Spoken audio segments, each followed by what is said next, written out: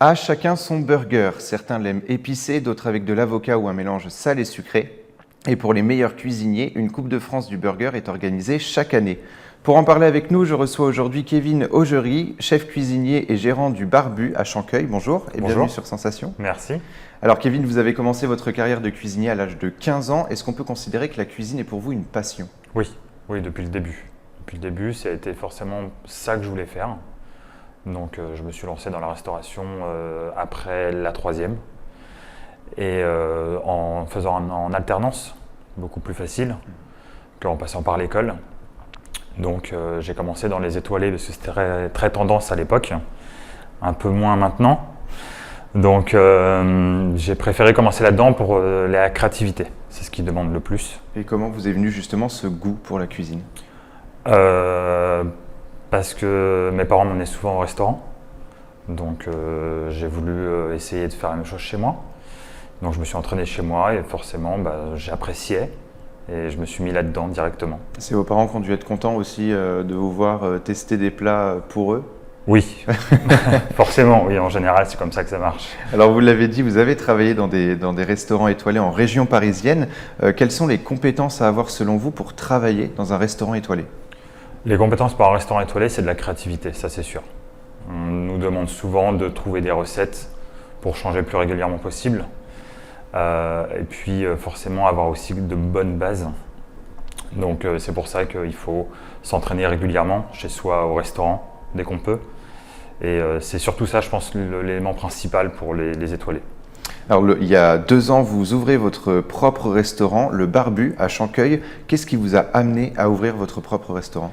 Ce qui m'a amené à ouvrir mon propre restaurant, c'est au début, je travaillais sur Paris en tant que chef dans une brasserie parisienne. Et j'en avais un peu marre de prendre les transports en commun ou d'y aller en moto et de mettre beaucoup de temps dans les transports. Donc j'ai voulu retourner en banlieue. Et je me suis dit, je me lance à mon compte. Donc j'ai ouvert en banlieue parisienne sur Chanqueuil. Est-ce que c'est pas trop difficile d'ouvrir son propre restaurant ? Si, clairement si. C'est difficile. Qu'est-ce qui a justement peut-être bloqué ou retardé un petit peu l'ouverture de votre restaurant ? L'emplacement, il faut trouver le bon. C'est vrai que Chanqueuil, c'est une petite ville. C'est pas très bien desservi. Donc c'est ça le plus difficile. C'est l'emplacement qui compte en premier. Après, en général, si c'est bon, il y a le bouche à oreille. Donc pour le moment, je pense que je m'en sors plutôt pas mal. Au bout de 2 ans, on peut dire que le bouche à oreille a bien marché. Fonctionné, ouais. Et qu'est-ce que vous proposez au sein de votre restaurant ? Alors, on est parti sur des burgers par rapport aux régions françaises. Donc on va dans chaque région, on change tous les 3 mois de carte et on fait vraiment des régions françaises avec avec les produits phares de chaque région. Et pourquoi changer en fait tous les 3 mois de carte ? Vous voulez un renouvellement continu ? Un renouvellement par rapport pour la clientèle, pour faire revenir les clients plus souvent.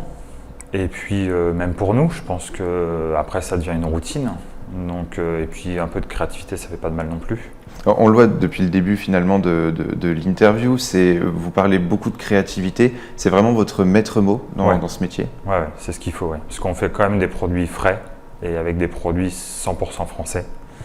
Donc il faut toujours trouver la recette qui fait que... Il y en a toujours qui vont marcher mieux que d'autres, mais en règle générale... les clients aiment en général tout ce qu'on fait. Alors vous avez récemment eu le Best Choice 2020 qui regroupe les 10% de restaurants les mieux notés sur TripAdvisor. Qu'est-ce que vous avez pensé en prenant connaissance justement de ce classement ? Une certaine satisfaction, ça fait toujours plaisir. Donc mon équipe et moi étions plutôt contents.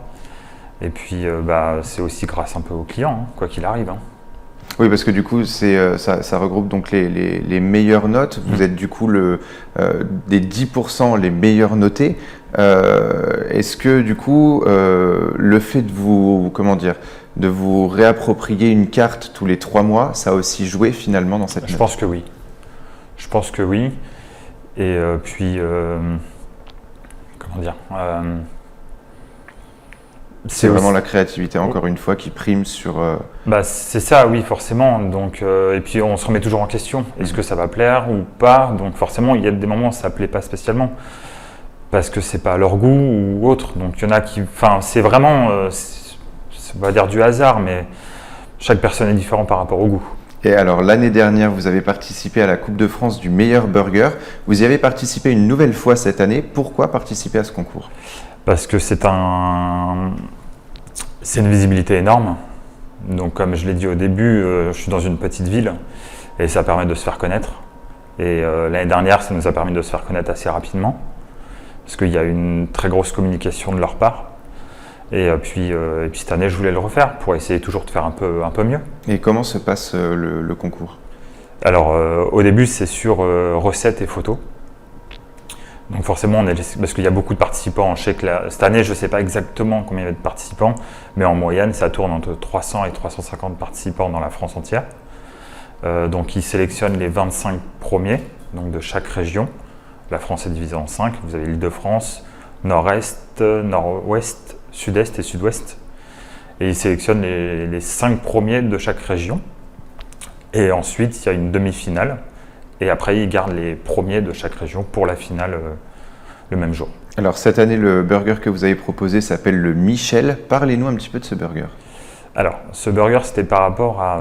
donc, ils demandaient surtout, le sujet, c'était la créativité à la française.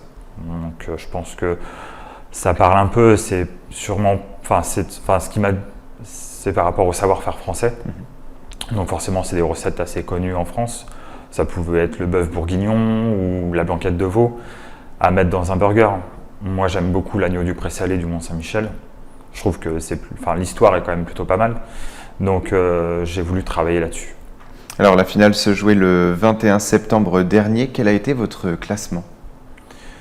Donc, j'ai fini 2e sur 5 sur l'Île-de-France. Donc, c'est un très bon classement. Vous êtes fier? C'est un très bon classement. Je m'attendais vraiment à être premier quand il a dit le nom. Mais bon, si j'étais pas premier, je savais que j'étais 2e. J'ai demandé parce qu'ils n'ont pas donné les 2e et 3e. Donc, j'étais demandé à un des jurys. Et pourquoi? Donc il m'a dit, voilà, le 2e c'était le Michel, et je leur ai demandé pourquoi il y avait aussi une MOF, donc meilleure ouvrière de France par rapport aux fruits et légumes, qui était là. Et je leur ai demandé pourquoi, ils m'ont dit que ça manquait un tout petit peu de peps, parce que je mettais des pickles de carottes dedans. Donc c'est quasiment le même principe que les cornichons, mais dans du vinaigre. Et ça manquait un petit peu de peps, c'est l'acidité. Donc c'est ce qui a fait que... j'ai pas été premier de l'Île-de-France. Donc peut-être un bon conseil pour recommencer l'année prochaine, vous voulez justement y participer? Ils m'ont dit à l'année prochaine, donc oui. Et vous en êtes fier d'en arriver là? L'année dernière, vous étiez déjà 2e Île-de-France, là une nouvelle fois, donc l'année prochaine, on se dit que vous allez être premier? Au moins premier d'Île-de-France. Je ne vise pas si, j'aimerais bien premier de France, mais bon, je pense qu'il faut y aller progressivement. Et est-ce que vous avez d'autres projets au sein de votre restaurant?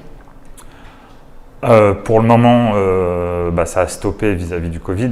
Donc, mais oui, j'ai d'autres projets en cours. J'aimerais bien en ouvrir, pas la même chose, mais ouvrir dans le même principe. Et justement, vous avez évoqué un petit peu le Covid. Est-ce que la reprise de l'activité s'est fait doucement ou est-ce que les clients sont quand même au rendez-vous? Dès le début, ça a repris très bien. On ne va pas se le cacher.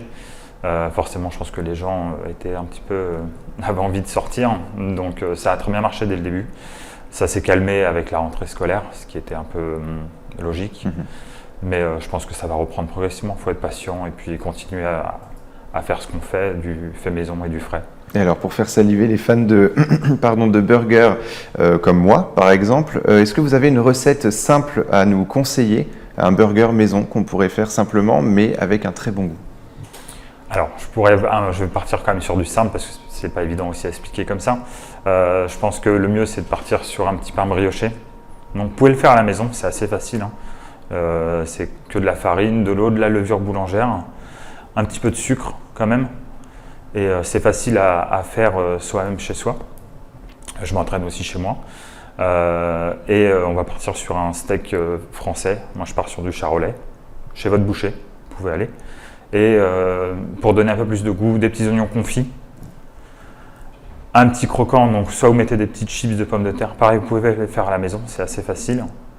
Et partez sur du cheddar affiné, pas du cheddar qu'on ouvre dans le sachet, prenez du cheddar affiné de 3 ou 7 mois, il existe, et c'est ce qu'on prend nous, et c'est recette de base et c'est très bon. Eh ben, je vais tester ça prochainement. Merci beaucoup, Kevin Augery, d'avoir été avec nous sur Sensation. Je rappelle que vous êtes chef cuisinier et gérant du restaurant Le Barbu à Chanqueuil. Et pour revoir ou réécouter cette émission, rendez-vous sur notre site et application Radio Sensation.